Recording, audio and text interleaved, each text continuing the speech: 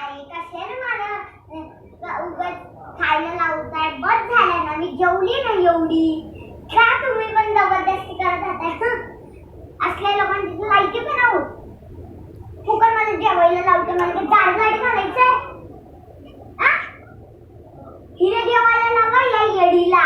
ही नुसती नुसती खाद्रत असते ना, हिलाच या येडीला जेवायला लावा. मला ना एवढं जेवण काय ना. आणि तू तू काय मला नुसतं खेळायला लावते? मी काय लहान पोरगी नाहीये? एक अशी लहानच ना, लहानच राहायचं. आणि आहे ना, तू जर जेवायला लावलंस ना तशी एक देईन. आणि जरा तुझ्या बहिणीला समजावा, या देवच्या बहिणीला येडी.